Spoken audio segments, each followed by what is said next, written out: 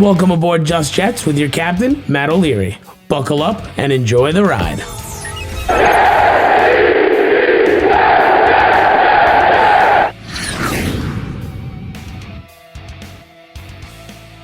Hello and welcome to episode number 17 of Just Jets. What's going on? I am Matt O'Leary here hanging out with you. We're going to talk some New York Jets football for the next half hour, so we're going to get to your questions. There's a bunch of questions this week. I got one from Instagram that I'm going to get to. I got the voicemails like always, but what I wanted to start with was this. Yesterday was the 1-year anniversary that Joe Douglas was hired by the New York Jets. Now, I was definitely a fan of this hire. I definitely thought that Mike Maccagnan needed to go. I was a little bit confused with the structure of how they did it. I guess that's where I want to start. The structure, how this all happened. So, after the 2018 season, the Jets decided to part ways with Todd Bowles. It was the right decision. Todd Bowles was not a good head coach. But at that time, they should have also parted ways with GM Joe Douglas, Mike Maccagnan. They decided not to. They keep Mike Maccagnan. He sticks around for the coaching search. They end up deciding on Adam Gase somewhere around January, I believe. So he was a part of that. Yes, we know the ownership had played a big role in it. Peyton Manning giving the Johnson family a phone call certainly played a role in it. Nonetheless, he was here through that. He then was allowed to spend money in free agency and utilize the NFL draft.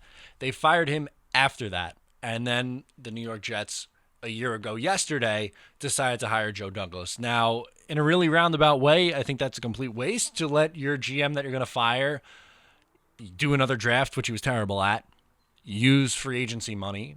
That just doesn't make sense from a logical perspective. But if you're getting Joe Douglas in the building, I think that's an upgrade. And I am a big fan of Joe Douglas, so I think that, at the end of the day, yes, it was weird that they decided to move on from Maccagnan when they did, and then hire a guy like Joe Douglas at that point.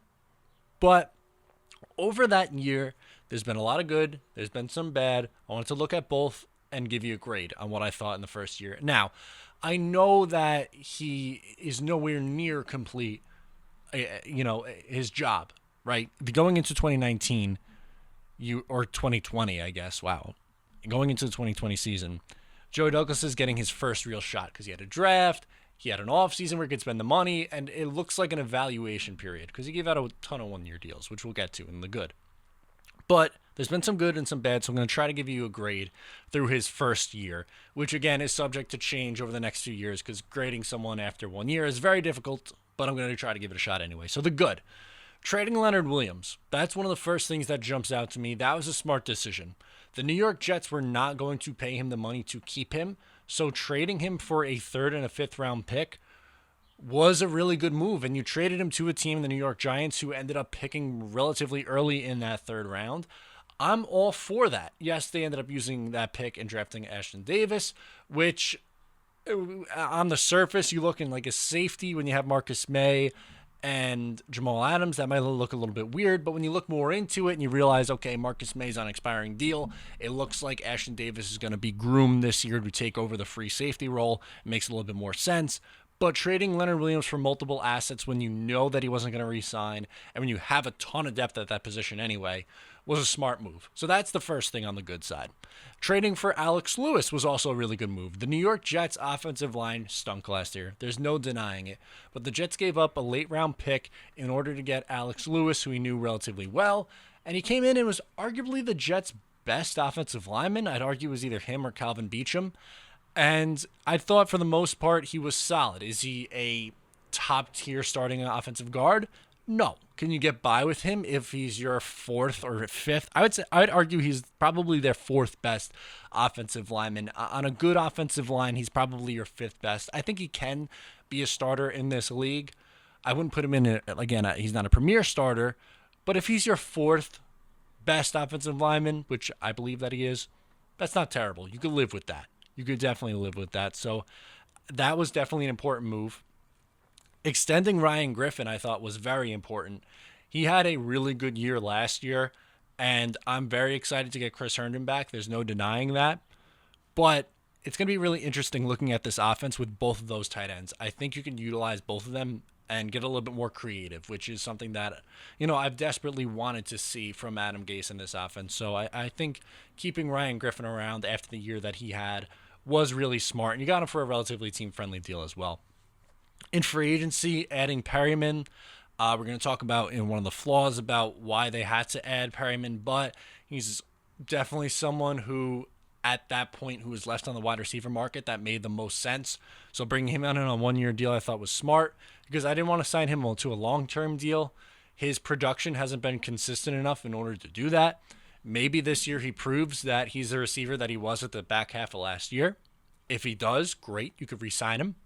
If not, then you say, okay, we were able to see that in 2020, and we're going to move on. And hopefully Mims turns into your number one receiver, or hopefully you address that in a different area, which is completely fine.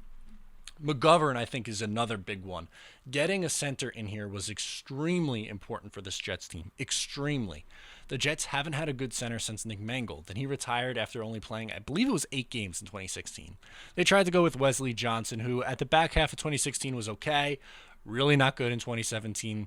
Then in 2018, they tried to do a Band-Aid fix with Spencer Long. That was a disaster. They moved him to guard and ended up having Jonathan Harrison start, who Jonathan Harrison was okay, but you would like a better starting center. They pried Ryan Khalil out of, I almost said free agency, but out of retirement. And I admired the swing. We're going to talk about Khalil as one of the bad things, but that didn't work out. You ended up going back to Jonathan Harrison. But you were getting I would argue, top 10 center in the league. I think it makes a lot of sense to do that, so that makes sense. Betting on Desir, I liked adding that in. Fant is a little bit of a risk, but I trust him evaluating offensive linemen due to his past as an offensive lineman and just past scouting experience with the Eagles and the Ravens, two organizations who've done a really good job in that department. You're able to get Jordan Jenkins and Brian Poole back on really cheap deals, which I think is definitely a good thing. You probably look to I would say, out of the two, Poole probably going to make the most sense to extend for sure. Maybe, depending on how Jordan Jenkins plays this year, you extend him as well. Bringing in Joe Flacco, I thought was a smart play. Definitely needed to address the backup quarterback position after the last 2 years when Sam Darnold has missed 3 games. In a perfect world, Joe Flacco plays 0 games for you this year and Sam Darnold starts all 16, but it's good to have that safety net there. And a majority of the draft, I would say, is a positive as well. There was a few things which I'll nitpick in the bad era, but for the most part, he had a very good draft in his first one. He addressed offensive line and wide receiver in the first 2 rounds and was able to add some depth and potentially get a really good punter in the late rounds. So that's going to be put up there to round out the good. As for the bad, you definitely have to say the Khalil signing was a miss. I didn't really care for that. Sorry, I should word it like this. I admired the swing, but I didn't like the result. Bad wording on my part. I liked the swing, didn't like the result. They were, able to realize that they had to move on from him after the injury. It was unfortunate. They took a shot, but they took a better shot at McGovern this year. The Frank Gore signing, I don't like, and I would have rather brought in Bilal Powell, whose jersey I'm wearing today, by the way. If you're watching on YouTube, you can see it. He's my guy, so I'm a little biased in that part, I'll admit it. But I think Frank Gore really regressed the second half of last year, and he's 37 years old. I don't know how much is left in the tank. I would have rather taken a swing at someone who's 6 or 7 years younger than him, who you can get on the cheaper side, and who could do just about the things that Frank Gore can do at this point in his career. I'm not saying that Bilal Powell, in 2012 was better than what Frank Gore was. That's not what we're saying here. That's utterly ridiculous. But what I'm saying now is if you look at 2020, I would argue that I'd rather have Bilal Powell on my roster in 2020 than I would Frank Gore. That's just me. That's being a little nitpicky. The Morgan pick I didn't like, whether you want to put that on him or Adam Gase, whatever, but I just didn't think the Jets had the luxury this year to use a mid-round pick on a backup quarterback with the amount of needs they had, especially when you're going to go out and sign a guy like Joe Flacco anyway. I would have rather allocate that asset for either another corner, an edge, or another wide receiver. I think double dipping at the wide receiver position in this draft class would have made a little bit of sense because it was a deep one. That was the pick that really, really rubbed me the wrong way. Other than that, I really liked His first draft, I thought he did a really good job. Then my last gripe really with Joe Douglas is the Robbie Anderson negotiations. So supposedly the Jets were only willing to offer Robbie Anderson a 1-year deal, and he was able to get 2 years out of the Panthers. Now, maybe Robbie really wanted to go and play with Matt Rule, where he was his coach at Temple. That's definitely something that could be on the table. But if you're saying, if we're going to operate under the assumption that 2 years, $12 million could have gotten it done, I would have did that in a heartbeat. I think, his AAV, he got 2 years, $20 million. His AAV was $10 million. That's significantly below market value for what Robbie Anderson was expected to get in free agency. People were talking upwards of $15 million for this guy. I think I would have went up to 14. I've said that all throughout, the free agent process. I believe I said that I was up to $14 million. Anything over 15, I think gets a little sketchy for me. Of the two, I would rather Robbie over Perryman. I think they're comparable. I definitely do, but I would have paid Robbie Anderson that contract that he ended up getting with the Panthers. I don't think I would have been as comfortable letting him walk. That's my biggest thing. I think that sticks out the most out of everything, the Robbie Anderson negotiations, which if that is the worst thing, it's really not all that bad. So for the grade, I think I would give him a B+ so far in 1 year. And the reason that it's not an A is just because of the results. And so that's not really fair because he wasn't able to do a whole lot in his first year and they went 7-9. I understand that. But they are still, if you look at 2020, it's kind of an evaluation year. They're going to look at what they have at the roster, but I like a majority of where we're going here. Again, I don't think it'd be fair to give him an A. I think that would be too much of an optimist view. Anything below, I would say a B is definitely too pessimistic. I'm right at a B+. Maybe you could sell me on an A-, but I really liked what Joe Douglas has done so far in his very short tenure as the New York Jets GM, mind you, but I think he's done a very, very good job, and I look forward to seeing him build this team. One of the things that people say to me a lot in the comments, I feel like anyway, is that I'm too negative or too critical, or why am I a Jets fan? And that was part of one of the podcasts either last week or the week before, right? But why am I a fan of the Jets if I'm so critical? So I will say this. I am very confident in who's running the show in Joe Douglas. I'm really confident in him. I think that it was a great hire. I think he's well respected around the league. And I think he's shown that he has a plan, which is good. Just because I am critical of the head coach and because I'm critical that the team hasn't made the playoffs in a decade, again, I'm going into what I did last week, which isn't exactly what I wanted to do. But I think if you want to spin it to something like, oh, what am I positive about? Sam Darnold and his progression, I'm definitely positive on. And Joe Douglas, I think, is definitely something that Jets fans can and should be excited about. So overall, yes, I am extremely excited about Joe Douglas. I think that his first year has been good, almost great.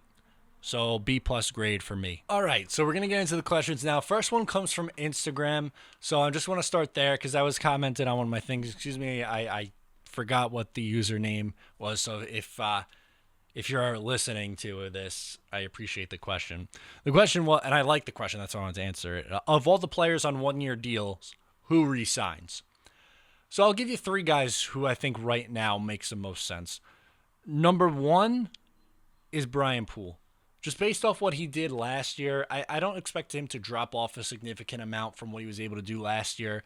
And he looks like someone that I would feel comfortable with going forward for this team as their slot corner. I think he is definitely one. Perryman, I would say if Perryman puts up over 800 yards this year, he'll be back. He'll get an extension. And I think that is a fair expectation or a fair ask for him to put up 800-plus yards. He is definitely someone who would make my list as someone likely to resign. And my third one, I'm probably going to go with Jordan Jenkins. I think if you can get a long-term deal done with him, that is something that would make a lot of sense, especially when you look at how poor the edge rusher position has been. Now, I understand he's more of an edge setter. Yes, he had 8 sacks last year, but I don't look at him as someone who, is someone you're bringing in as a sack artist. He's a nice complementary piece, but I think they were able to get something done with the amount of cap space they're going to have with him. That means I don't think they're going to bring back Pierre Desir, just because I think the plan is for Blesson Austin and Bryce Hall to be the starting outside corners for 2021. I think he is kind of just like a hold the fort down kind of guy. I really don't expect anyone else who is signed on a 1-year deal to be back. Maybe that was like the one controversial one in Pierre Desir, but he's 29 years old. Gore got a 1-year deal. I don't expect him to be back. Flacco got a 1-year deal. I wouldn't expect him to be back. So of that group, of all those signings, I think those three that I mentioned before make the most sense. First voicemail is going to come from Logan, and sorry I missed your question last week. I enjoyed it so much that I'm going to play it on this week's show. So let's hear from Logan, who wants to talk about the 3 worst teams in 2020. Hey, Matt, it's Logan from Connecticut, and just calling in with another top 3, and this one is, who do you think the top 3 picks in next year's draft are going to be? Or in other terms, the top 3 worst teams in the league? Thanks. Yeah, and thank you so much for the question, Logan. So I'm going to say the top 3, or the teams that are picking in the top 3, I think the Jaguars are going to be the worst team in the league this year. I think they are going to be looking to take a quarterback. I don't see that going very well there. Doug Marrone's going to get fired at some point this year. I don't like what they have going on. I think they are looking to rebuild. The next pick, number 2, I'm going to say is the Lions. I like Matt Stafford a lot. There's no denying that, but I think his head coach is a moron. I am not a fan of Matt Patricia. I think he is definitely a candidate to get fired this year. I don't think he's done a really good job there. I don't love that roster. I think they have some work to do. And then in 3, or the third worst team, or picking third, I think is going to be Matt Rule and the Carolina Panthers. Yes, I'm a fan of Matt Rule. I just think it's going to take a year. I think it's going to take a little bit of time, but I like what the Panthers' plan is. I think they have the right mindset in there. Jaguars and Lions, I definitely think are going to use some work. Honorable mentions, I don't think the Giants are going to be very good. I don't think the Redskins are going to be very good. I think the Dolphins would be improved, so I don't think it's going to be them. The Bengals maybe are picking top 3. I'm trying to think of teams who were picking towards the top of last year's draft. But I would say if I had to pick 3, it's the Jaguars, Lions, and Panthers in that order. Thank you for the question, Logan. We're going to go to Brandon in New York City, and he wants to talk a little bit about Marcus Golden. Hey, Matt. My name is Brandon from New York City. I just wanted to discuss with you maybe Marcus Golden, Everson Griffin a little bit. I know you love Everson Griffin as a pass rusher, but what about Marcus Golden? The guy had, I think, 10, 12, I'm not sure which, 10 to 12 sacks last year. 10. He really was productive. We could get him at a really cheap price, $5-6 million. And I think he's really a solid underrated piece that the Jets could add on top of Walker and on top of Logan Ryan. So let me know. Thank you so much. Yeah, I could get behind that. I could get behind that logic for sure. I don't think it's going to cost you a whole lot. I would sign him on a 1-year deal, and like you said, at $5 or $6 million, you take a flyer on him. If he drops off and gives you 4 sacks, you don't re-sign him. It's as simple as that. And the defense is good enough as is. They were a top 10 unit last year in DVOA. I think if you add another pass rusher that, could help this year, especially with a much tougher schedule. But all things considered, I think you wouldn't. It would be a smart move to go after Marcus Golden. I'm definitely with you on that one. I think that makes a lot of sense, Brandon. Next up is Elias calling from Rochester. Hey, this is Elias from Rochester. What do you think the Jets would need to be to get Adam Gase and your boy Dowell Loggins fired next year? And also, do you think the Jets should maybe trade for Kenny Stills, considering he's on the Texans, and we could probably trade probably Venmo Bill O'Brien $5 and get him? So, what do you think? Go Jets. Yeah, definitely appreciate the question, man. So, for firing Adam Gase and Dowell Loggins, I think if they have a losing record this year, they would go. Me personally, I would put a playoff mandate on this year. I think if they don't make the playoffs, you move on from the coaching staff. That being said, I think if the Jets are 8-8 or better, Adam Gase is back. I think if you could argue if they go 7-9 again or worse, you can let him go. And as for Kenny Stills, yeah, I definitely think they need another wide receiver in here. It probably wouldn't cost you a whole lot to trade for him because Bill O'Brien's an idiot, but Stills is a pretty good player, and I'm all for making life as easy for Sam Darnold as possible, right? That's what we have to do here. Make life as easy for your young quarterback, which the Jets haven't really done a great job in his first 2 years of doing that. So I would be for it. What did Kenny Stills do last year production-wise? He was definitely, I believe he was better after leaving Miami, if I'm not mistaken. Let's see. Bear with me. This is great podcasting, I know, but just bear with me a second. Okay, he had 561 yards and 4 touchdowns in 13 games. He's okay. He was in 2014 was his best year in New Orleans, 931 yards. In Miami, he had 726, 847, and then in 2018, 553. Last year, 561. Yeah, you could probably trade like a third-round pick for him. You probably could. I'd do it. I would do it, though, to answer your question, for sure. I think it's a smart move to get another wide receiver in here. Next up is, and thank you so much for the question, by the way. Next up is Eric from Florida, and we want to talk a little bit about Sam Darnold and if maybe he's not the guy, or what would it need to show you this year for him to not be the guy. Hey, what's up, Matt? This is Eric calling from Broward, Florida. And I just watched your Sam Darnold versus Mark Sanchez comparison video for the first 2 seasons. And a thought kind of came to mind, and I was wondering if you'd be able to answer the question that I had. What do you think that it would take for Sam Darnold to no longer be looked at or considered our franchise guy? And I know it might be a little bit early to tell, but just like how Mark Sanchez started to decline because those first 2 years were his best years, and after that he kind of went downhill, what do you think it would take for us to see Sam Darnold end up not being our franchise guy, if that makes sense? Let me know what you think, and go Jets. Yeah, I think it would be really, really hard for Sam to do that for me. Because even if the Jets struggle, and let's say Sam doesn't take this step forward, but let's say he puts up the numbers that he did this year, but you project that over 16 games.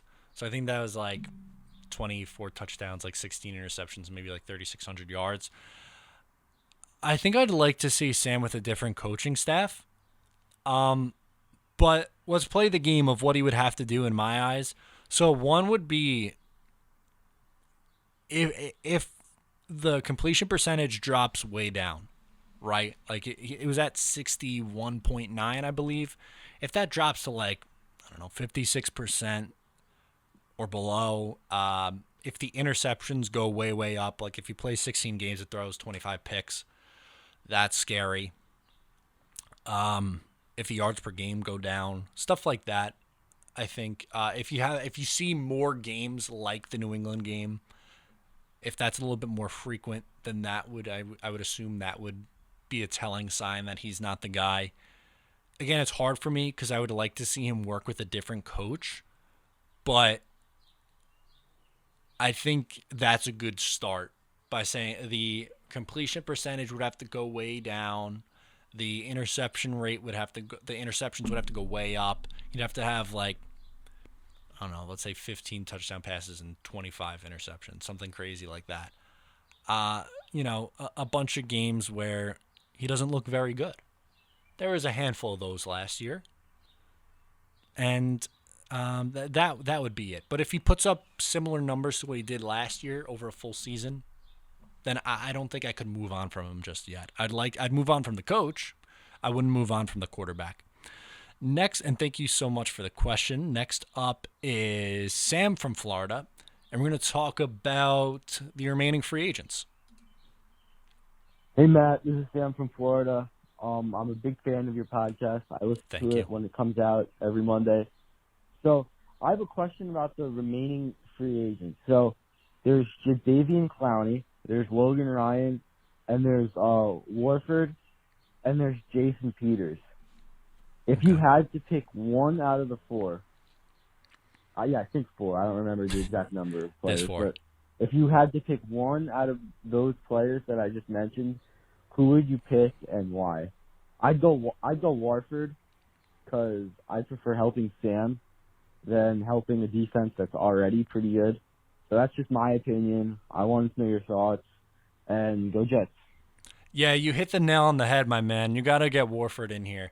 Just because when you look at the weaknesses of this team, yes, the edge rusher's a need. But I'm one of the belief that Jadeveon Clowney's a little bit overrated. He hasn't hit double-digit sacks in his career. So I don't know if he's exactly what the Jets need. I think he's very good in the run game and okay as a pass rusher, but that's not the guy I would go with. Warford's the guy. Plugging him in on the right side, and then you could have Lewis or Van Roten battle out for left guard. That just makes so much sense. And you hit it on the head. How about Sam Darnold? I'm all set on the defense. They're a top 10 unit. You can get by with a 10 to 15 defense. That's where I expect them to be this year. Yes, they've gotten better on paper. There's no denying that. But they face a much more difficult schedule than what they did last year. So you'd have to assume that they're not going to put up the same exact numbers. So I'm going to say they're probably going to finish between 10th and 15th in defensive DVOA, which I think is fine.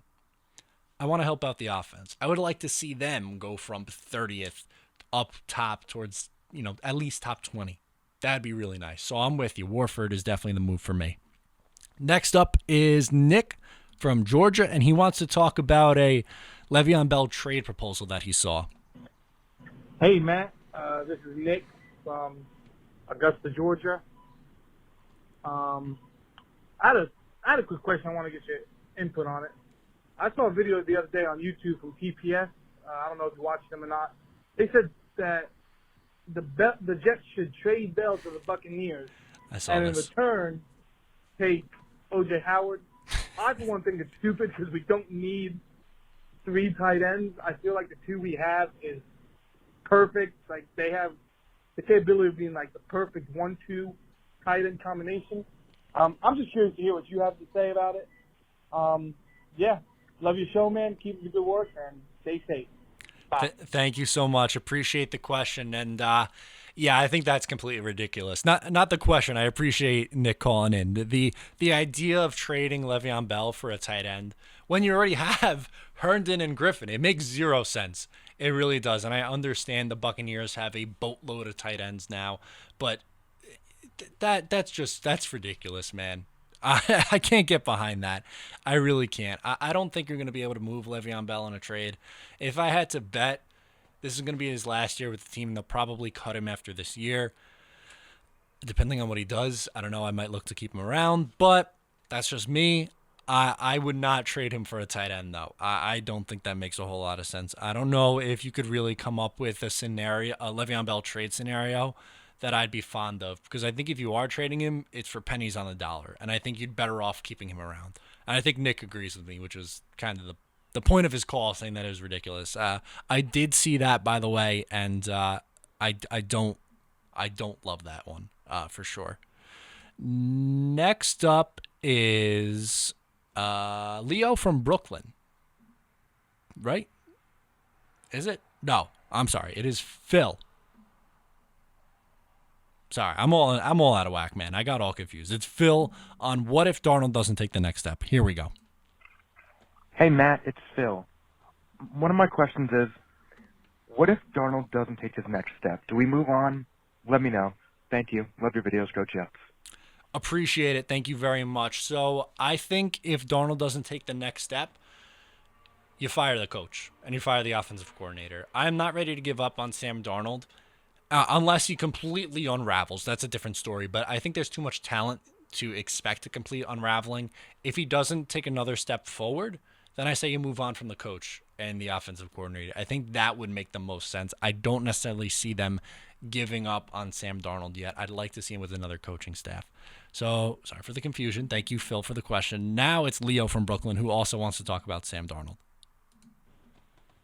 Hey, Matt, I'm a big fan of the show. I've been watching. The name's Leo from Brooklyn, and I just wanted to point out something that you might not like, and most Jet fans probably won't like it as a very controversial opinion, but I feel like it just has to be addressed. Sam Darnold's development has not been what we were expecting at this point in his career when we drafted him. Every Jet fan can agree on that. But I take it to the next level because I think that if this year Sam Darnold does not perform up to expectations, these other young quarterbacks are playing ridiculous. We had 2 MVPs in their second season already. Now, granted, I don't think Darnold should be on the level of a Lamar Jackson or Patrick Mahomes, not even close to that. But we've had Carson Wentz and even Baker Mayfield in his rookie season. And who else? There's just a lot of Deshaun Watson. All these young quarterbacks are really showing so much more potential, I feel like, than Darnold has in the pros. Darnold has a few flashes, but at the same time, I was expecting more from him. I'd love to hear what you think about this. Thank you. I think some of that's fair. I don't completely agree with everything you said, but I think some of it's fair, but I don't think it's all Sam's fault. He hasn't played a full season in either of the 2 years, so that's kind of tough to see. I would argue that he didn't take as big of a step forward in year 2 as I thought he would. That, I think, is a fair take. And that doesn't necessarily mean that I don't think he's going to be a good quarterback in this league, but I understand where you're coming from on that, Leo. I do. You've definitely seen the other guys that you mentioned take those next steps. Their situations were a lot better. So Pat Mahomes was one that you mentioned. Andy Reid is one of the all-time great offensive minds in the sport.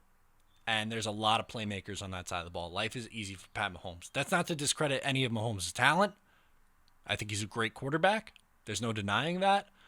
But his situation's great. The Ravens with Lamar Jackson, they put him in a perfect situation. Baker Mayfield had better playmakers, and they've done a lot to help him improve. I'm critical of Josh Allen, but I think that the Bills have done a better job putting him in a position to be successful than the Jets have. Deshaun Watson had arguably the best receiver in football before they decided to trade him away. That definitely helped him out a lot. So I would argue that some of it's circumstantial, but I think you do have some fair assumptions on Sam Darnold. I don't think that he's not the guy, but I think it's fair to say he hasn't been as good as you might have thought he would be, which I think that's reasonable. I don't necessarily agree with it 100%, but I think it's a reasonable take. Next up is Ace from Fort Lauderdale. He's also going to talk about Sam Darnold. We got a lot of Sam Darnold stuff, so very, very heavy Sam content today.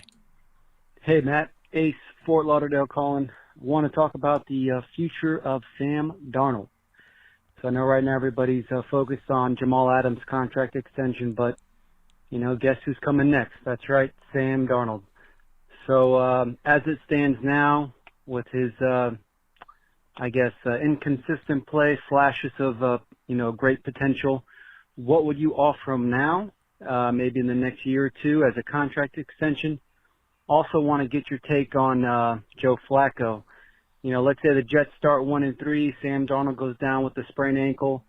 Flacco comes in, goes 4-0, plays great for the Jets. What do you do then? Do you leave Flacco in there? You put Sam Darnold back? I think there's going to be some quarterback controversy if that happens.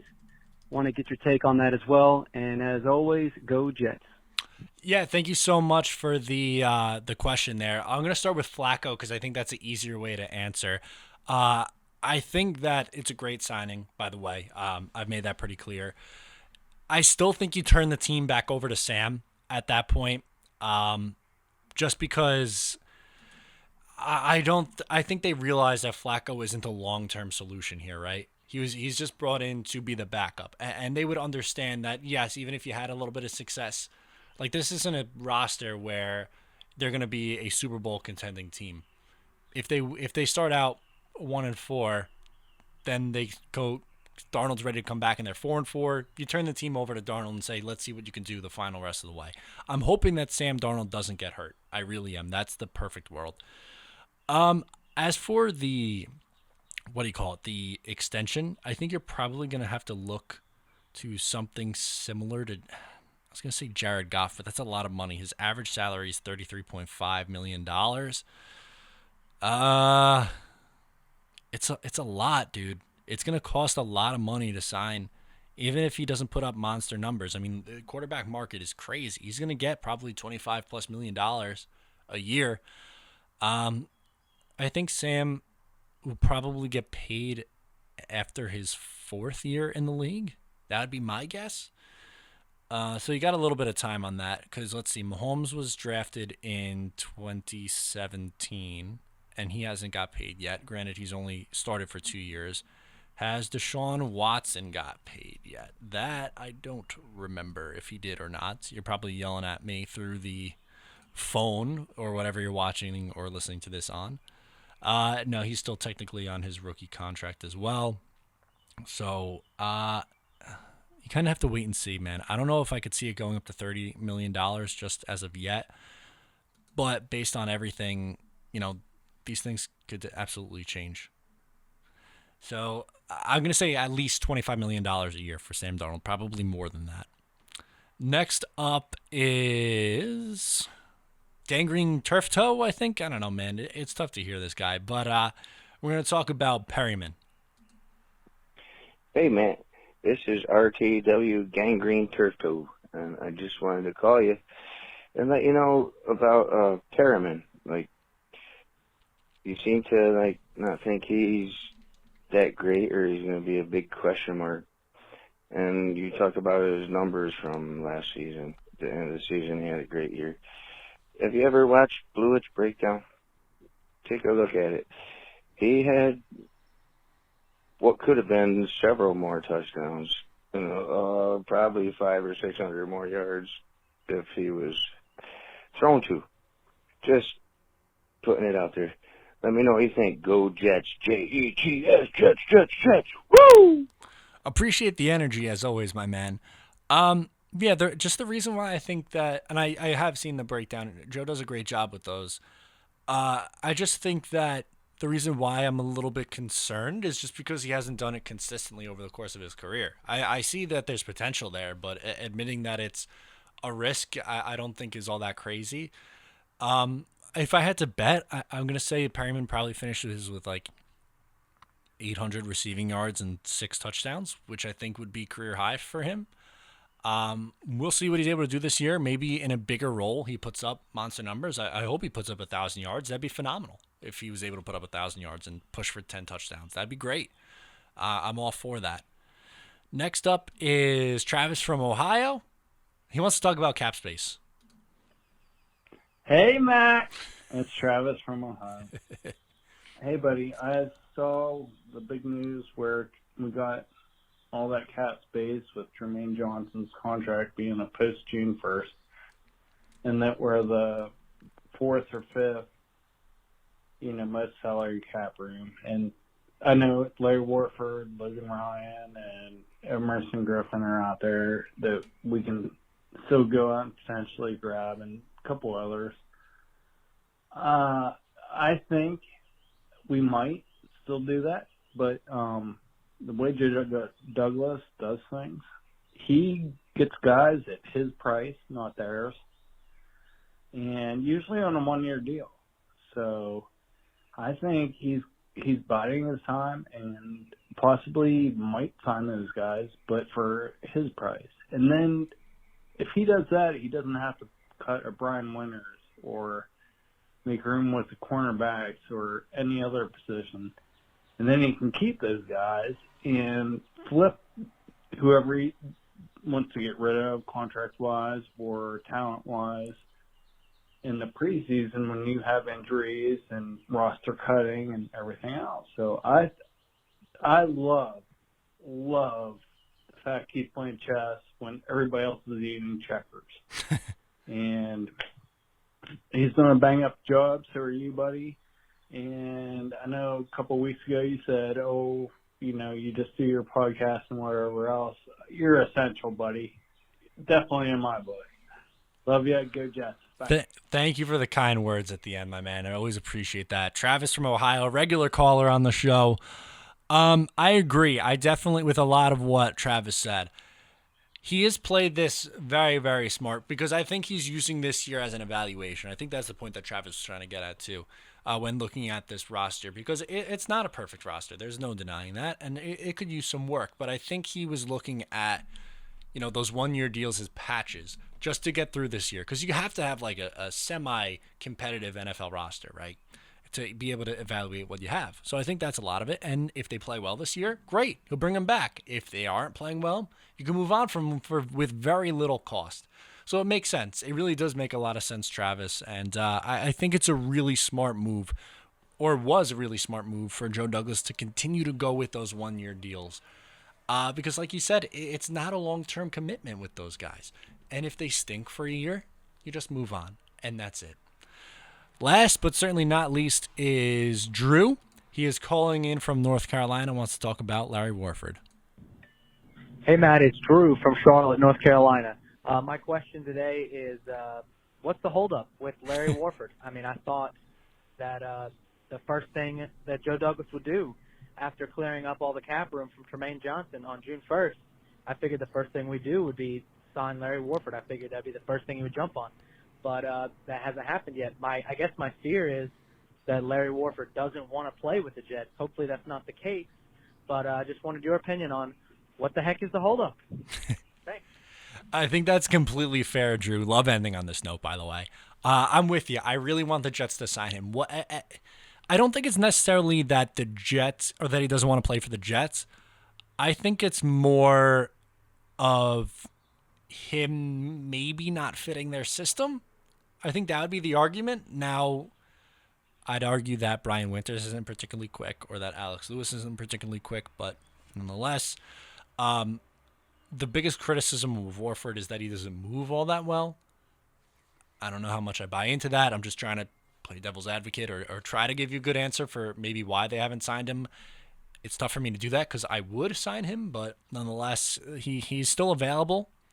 And with the amount of cap space the Jets have, I would think that a swing on Warford would make a lot of sense. But apparently Joe Douglas feels differently right now anyway. So that's going to do it for this episode. I want to thank you all for tuning in. Really appreciate it. The questions, love them. Keep those questions coming. We're going to do this every Monday. That's the plan. Maybe during the regular season when football comes back, maybe we won't do it on Mondays just because with games and stuff, it might have to move it during the week. We'll see. We still got a long way to go, but I always say it every week. It's a lot of fun doing these videos and podcasts because I kind of just sit back and talk with you. It's not so much research heavy or editing heavy. It's just hanging out talking Jets. So hopefully you enjoyed the episode. I certainly enjoyed making it. So thank you so much for tuning in. Make sure to subscribe wherever you're listening. I'm Matt O'Leary. I'll talk to you next time.